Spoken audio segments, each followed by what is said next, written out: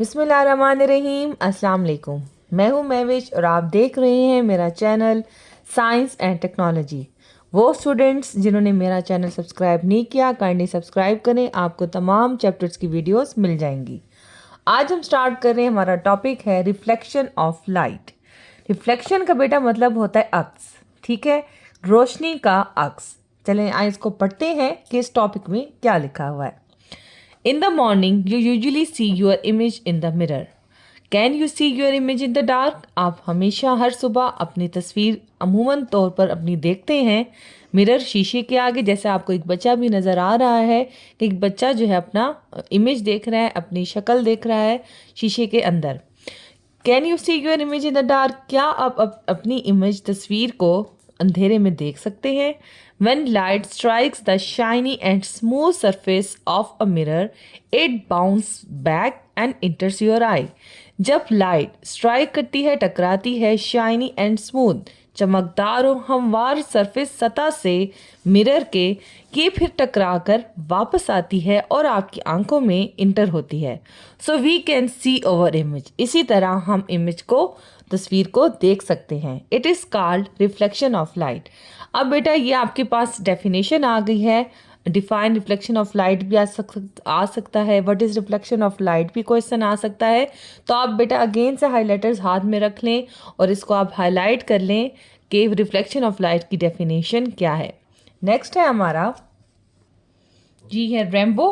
Rainbow क्या होता है? There are 7 colours in sunlight, red, orange, yellow, green, blue, indigo, violet.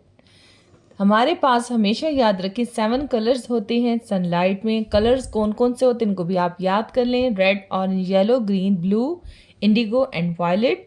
After rain some drops of water are suspended in the air. बारिश के बाद क्या होता है कि कुछ पानी के कतरे फैल जाते हैं हवा में। और when the sunlight passes through water droplet, जब सनलाइट, धूप की रोशनी, इन ड्रॉपलेट्स जो कतरे होते हैं पानी के से पास होती है, दे डिवाइड इनटू 7 कलर्स। ये 7 रंगों में तकसीम हो जाती है लाइक अ प्रिज्म। प्रिज्म बेटा एक ऐसा ऊपर बना हुआ है, ट्राइंगल टाइप होता है एक्टिविटी में। ये 3 फेस ट्रांसपेरेंट ऑब्जेक्ट होता है जिसमें से लाइट जो है वो पास होकर 7 कलर्स शो करती है, ठीक है। तो ये प्रिज्म जो होता है ये ट्राइंगल शेप होता है, जैसे कि ऊपर एक्टिविटी 5.2 में भी है। तो इसी तरह मतलब उसमें ये होता है कि लाइट रिफ्लेक्ट होकर स्प्रेड हो जाती है, फैल जाती है, ठीक है। तो दिस इज कॉल्ड रेनबो। आप पिक्चर में भी देख रहे हैं कि रेनबो की जो है वो पिक्चर नज़र आ रही है। इसमें क्या है कि वो देखें बारिश के बाद वाला जो सीन होता है, बारिश से पहले नहीं, बारिश के बाद जो है वो यही बता रहे हैं कि धूप की जब सनलाइट उन वाटर ड्रॉप से पड़ती है तो वो 7 कलर्स जो हैं वो नमूदार हो जाते हैं।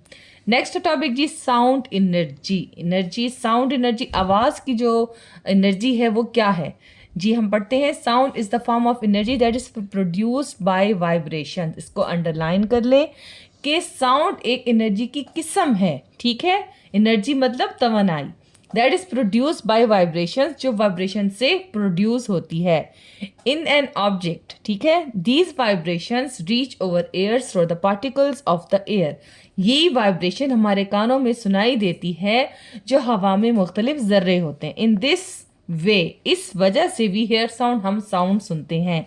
अब एक्टिविटी 5.3 आप घर में खुद में भी कर सकते हो और ये आप डेली ऑब्जर्व करते हैं अपने स्कूल में। शेक द स्कूल बेल, ठीक है। इसमें यह है कि आपने अच्छी तरह स्कूल बेल को हिलाना है। Do you hear any sound? क्या आपने कोई आवाज़ सुनी? Touch the bell with your finger, अपनी उंगलियों से टच करें उस बेल को। Do you feel vibrations? क्या आपको महसूस हुआ कोई चीज़ वाइब्रेट?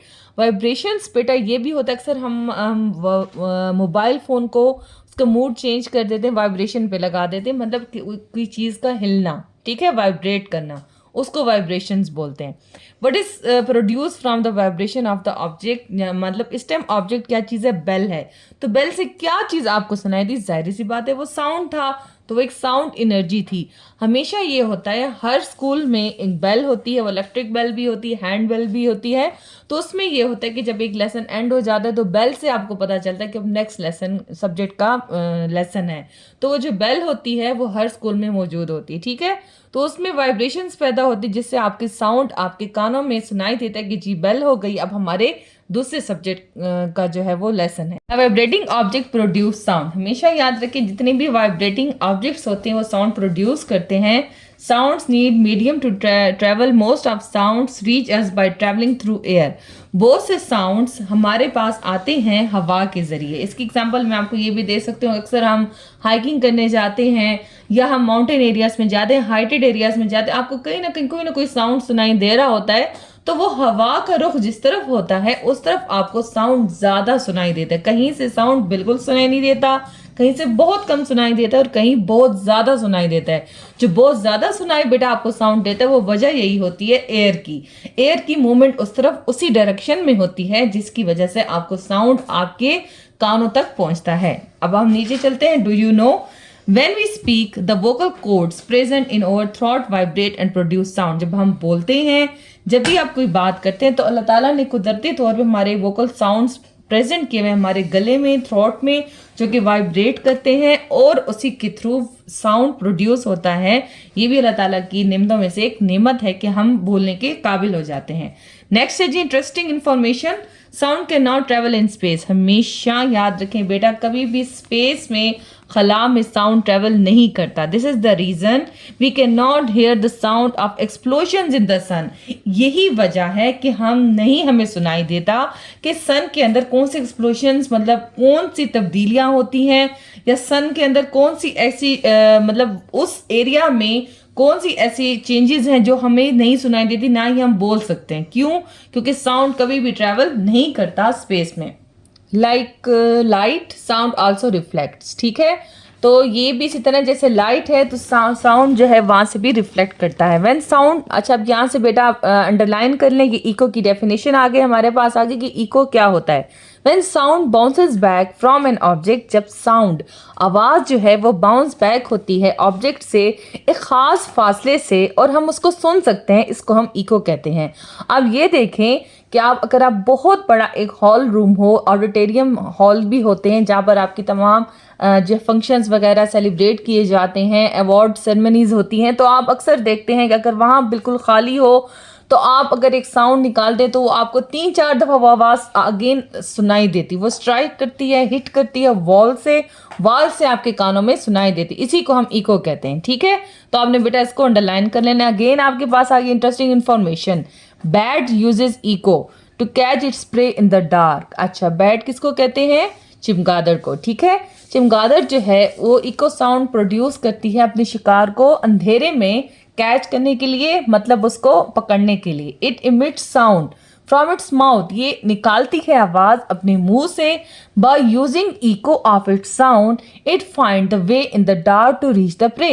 अपने ही साउंड से वो मालूम कर लेती है, अल्लाह ताला की तरफ से ये भी खासियत है उसको कि वो जो है डार्क में, अंधेरे में शिकार को जो है वो ढूंढ लेती है और वो अपने जो उसको प्रे उसको चाहिए होता है उस वक्त वो वहां तक उसकी अप्रोच हो जाती है। डू यू नो, फिर आ गया hard and smooth object reflect sound better. हमेशा याद रखिए एक सख्त और एक हमवार ऑब्जेक्ट हमेशा साउंड को बहुत अच्छे से रिफ्लेक्ट करता है। और do you know, to hear a clear echo the reflecting surface should be at least 17 metres away from the source of the sound.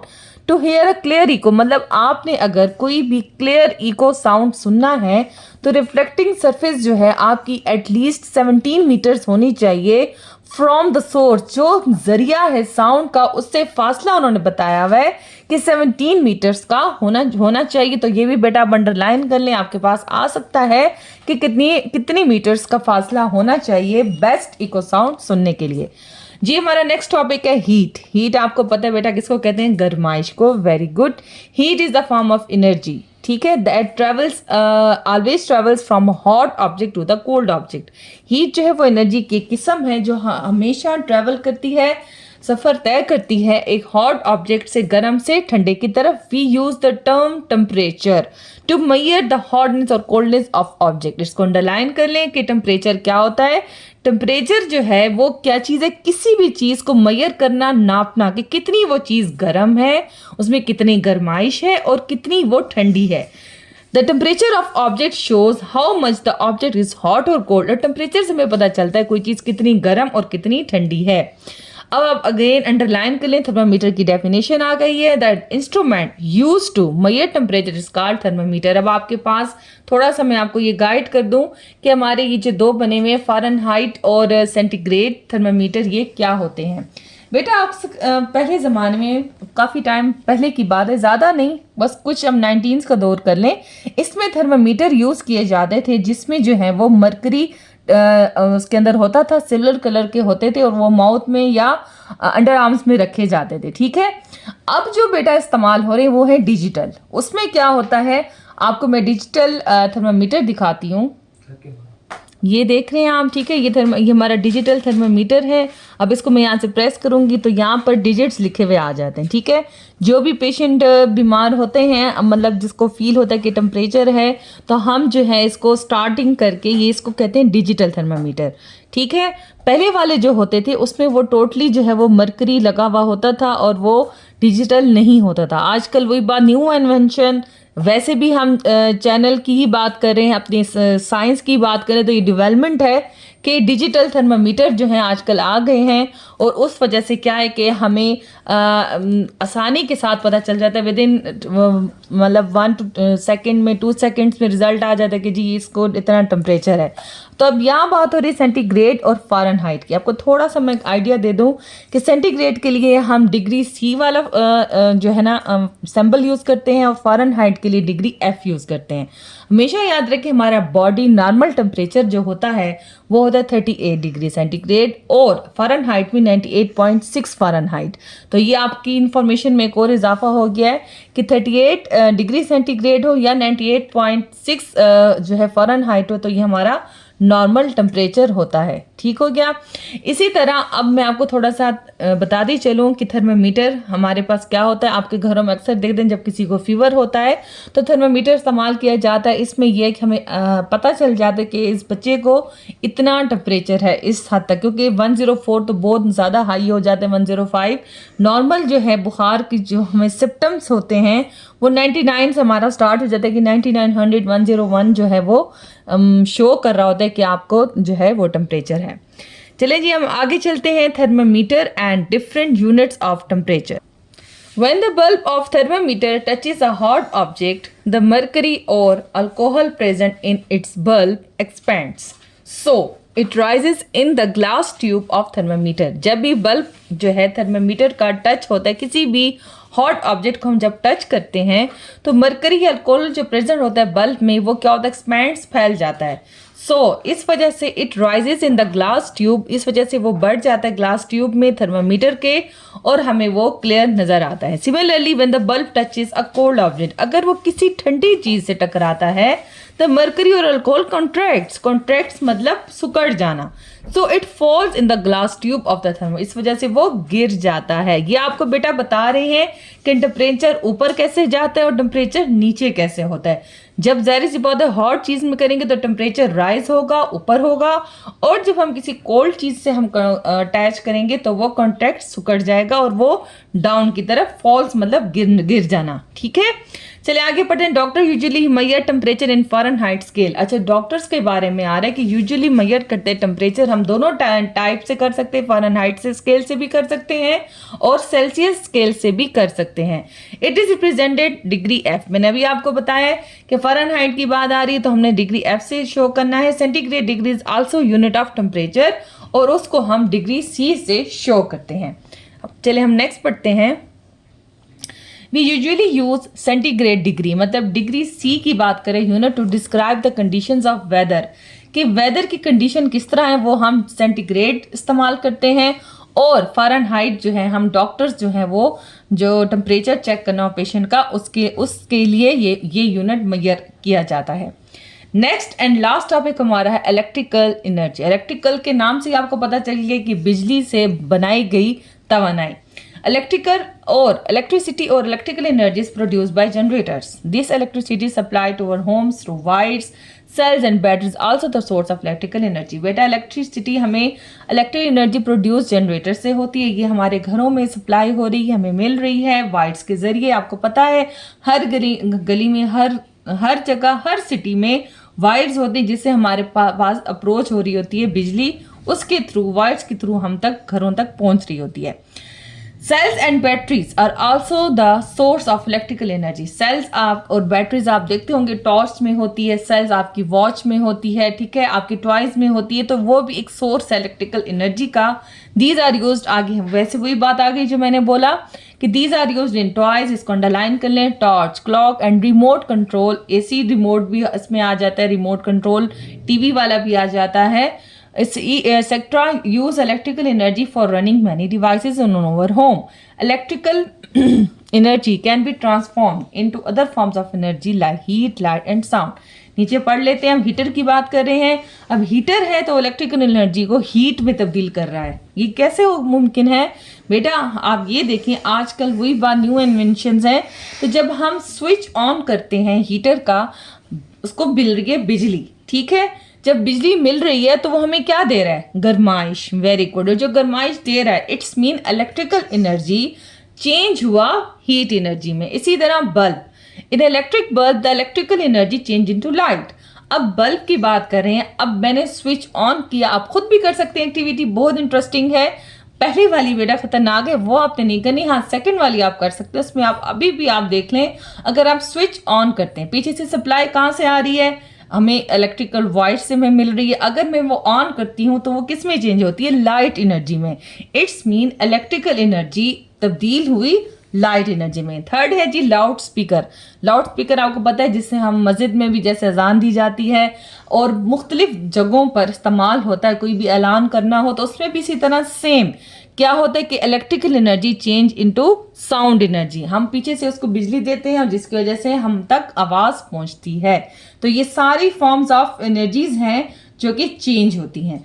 आगे है जी सिंपल इलेक्ट्रिक सर्किट। बहुत ही इंटरेस्टिंग टॉपिक है। इसमें एक इलेक्ट्रिक सर्किट जो बिजली है उसका पूरा एक सर्किट बनाया हुआ है कि वो किस तरह से ट्रैवल करता है। The path of the current is also called electric circuit. Path कहते हैं रास्ता, करंट का वो रास्ता जिसमें से वो तय करके हमारे पास पहुंचता है इलेक्ट्रिक सर्किट के जरिए, उसको हम सिंपल इलेक्ट्रिक सर्किट कहते हैं। Let's make a simple electric circuit. अब इसमें आप भी घर में भी खुद बना सकते हैं। तो इसमें आपने फिक्स अ टॉर्च बल्ब, मतलब उन्होंने एक आपको डायग्राम दी हुई नीचे, आप देख, आपको मैं थोड़ा सा समझा देती हूँ, आप खुद भी बना लें, बहुत इजी है। सेल ले लें और उसमें इलेक्ट्रिक वायर्स ले लें, एक स्विच ले लें और बल्ब ले लें। 4 थिंग्स हमें रिक्वायर्ड हैं और उसमें आप ये पढ़ भी लेंगे, इसमें कोई मुश्किल नहीं है। इसमें हमें सिंपल जो है वो वायर्स चाहिए। Fix a torch bulb in a holder, एक होल्डर ले लें जिसमें हमने बल्ब को होल्ड कर देना है, ठहरा देना है। Use metal wires, metal wires इस्तेमाल करनी है, उस बल्ब के साथ अटैच करनी है। एक बैटरी लगा देनी है जैसे कि आपको पिक्चर में नजर आ रहा है। Turn the switch on, does the bulb light up. अगर आप स्विच ऑन करेंगे तो क्या उसमें लाइट ऑन हुई है? Now turn the switch off, जब हम स्विच ऑफ करेंगे तो वो बल्ब ऑफ हो जाएगा। तो आपको यही चीज बताई जा रही है कि ऑन एंड ऑफ का क्या जो है ना मेंशन जो होता है उसका क्या होता है। ये कमरे में भी आप देख लेते हैं, हम स्विच ऑन करते हैं तो लाइट ऑन हो जाती है, स्विच ऑफ करते हैं तो लाइट ऑफ हो जाती है। यहाँ तक हमारा जो है चैप्टर अल्हम्दुलिल्लाह को कंप्लीट हो गया। इंशाल्लाह टुमारो मैं आपको एमसीक्यूज करवाऊंगी और आपको इंशाल्लाह एक्सरसाइज करवाऊंगी और आप लोग होप सो कि आप लोगों को मेरी तमाम वीडियोस अच्छी लग रही होंगी और इंशाल्लाह आपको अच्छे से कॉन्सेप्ट्स क्लियर हो रहे होंगे। सब्सक्राइब करना मत भूलिएगा, शेयर करना मत भूलिएगा बेटा, और ज़्यादा से ज़्यादा मुझे सपोर्ट करें ताकि मुझे मोटिवेशन मिले। इंशाल्लाह मिलते हैं नेक्स्ट वीडियो में। अपना बहुत सारा ख्याल रखिएगा। तब तक के लिए अल्लाह हाफिज़।